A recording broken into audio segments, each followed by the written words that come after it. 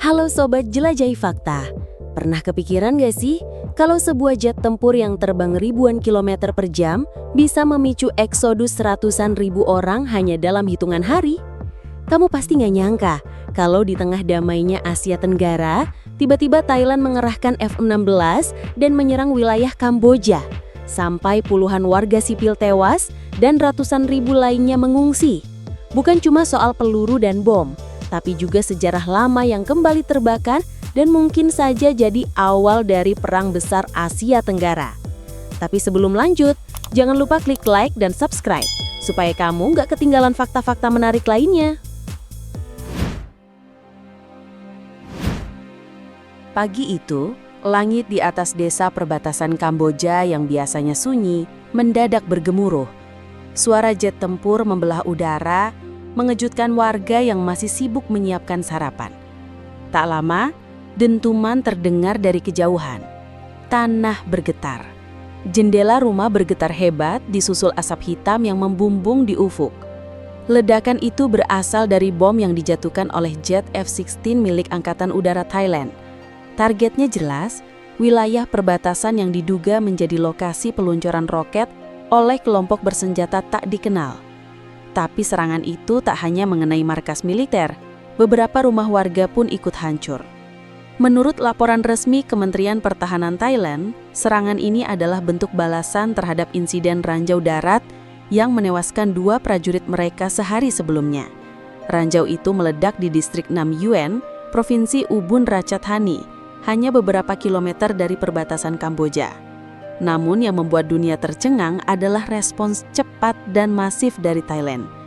Dalam waktu kurang dari 24 jam, mereka mengerahkan 2 skuadron jet F-16 yang melintasi wilayah udara Kamboja dan menjatuhkan bom di 4 titik utama, termasuk dekat kompleks Candi Preah Vihear yang sangat sensitif secara historis. Preah Vihear sendiri adalah situs bersejarah yang telah lama menjadi sumber sengketa antara 2 negara. Pada tahun 1962, Mahkamah Internasional memutuskan situs itu sebagai milik Kamboja. Namun, dalam hati sebagian warga Thailand, keputusan itu masih menyisakan luka nasionalisme yang dalam. Serangan udara itu bukan hanya operasi militer biasa. Para analis menilai, penggunaan jet F-16 mengandung pesan kuat. Ini bukan soal mempertahankan perbatasan saja, tapi juga unjuk kekuatan di tengah meningkatnya ketegangan geopolitik di Asia Tenggara. Di pihak Kamboja, respons datang tak kalah cepat. Militer Kamboja membalas dengan tembakan artileri dan menuding Thailand melanggar wilayah kedaulatan mereka.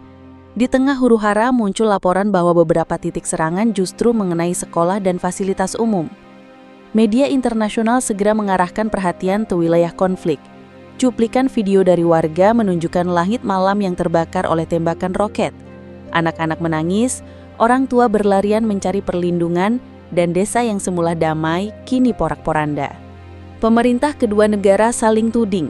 Thailand menyebut serangan itu sebagai bentuk pertahanan diri, sementara Kamboja menyebutnya sebagai pelanggaran terang-terangan atas hukum internasional dan siap membawa kasus ini ke Mahkamah Internasional kembali.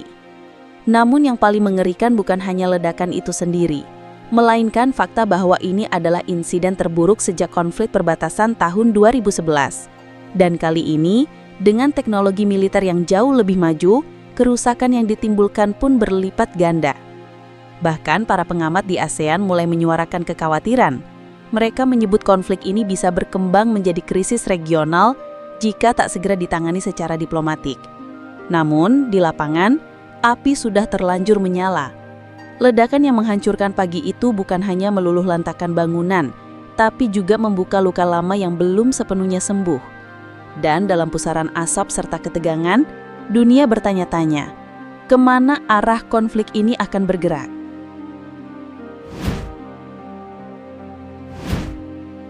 Ketika dentuman berhenti dan suara jet mulai menjauh, yang tersisa hanyalah tangis dan kepanikan.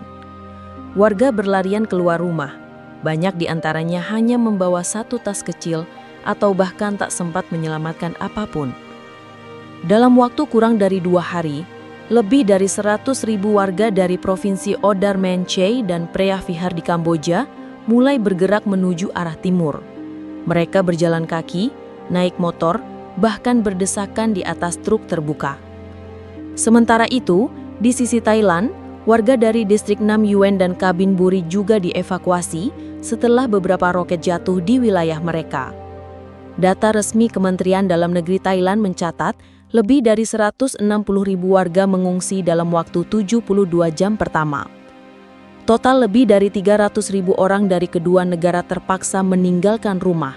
Mereka tinggal di tenda darurat, kamp pengungsian, bahkan sebagian menumpang di rumah-rumah ibadah dan sekolah.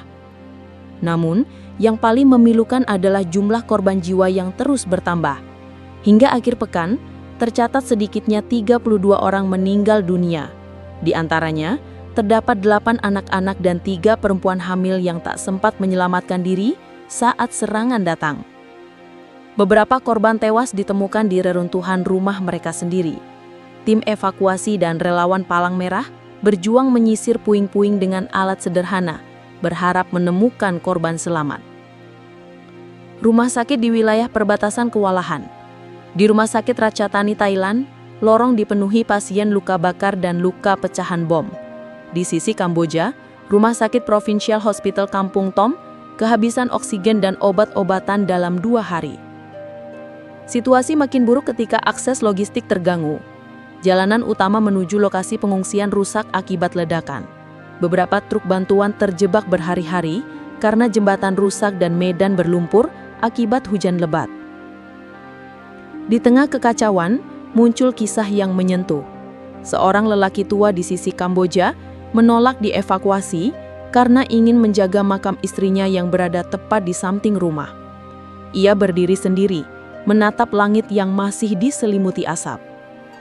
Sementara itu, di Thailand, seorang ibu terlihat menggendong bayinya dan memeluk seikap pakaian.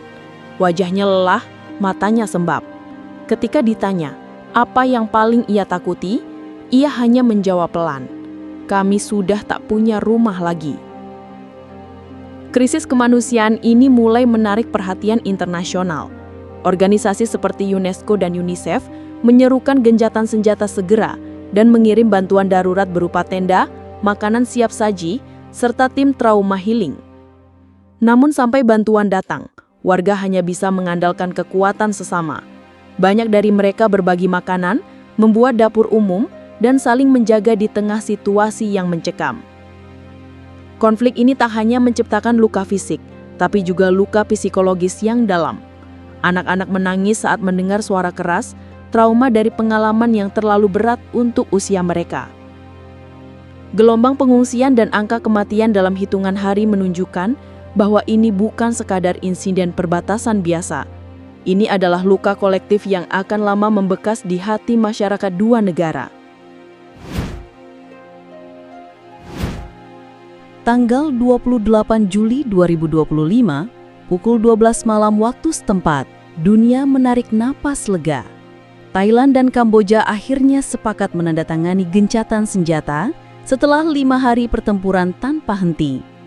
Gencatan senjata ini dimediasi oleh Malaysia dan mendapat tekanan besar dari negara-negara kuat seperti Amerika Serikat dan Tiongkok. Bahkan, Presiden Amerika saat itu menyatakan bahwa mereka siap menjatuhkan sanksi dagang jika konflik tidak dihentikan. Namun, meski senjata berhenti menyala, ketegangan masih terasa. Pasukan kedua negara tetap siaga penuh di perbatasan. Pos militer diperkuat, tank berjajar, dan jet tempur tetap disiagakan di pangkalan udara hanya beberapa kilometer dari garis konflik. Pengamat politik regional menyebut konflik ini sebagai titik balik. Dalam 1 minggu, Asia Tenggara menyaksikan penggunaan kekuatan militer udara paling agresif sejak era Perang Vietnam.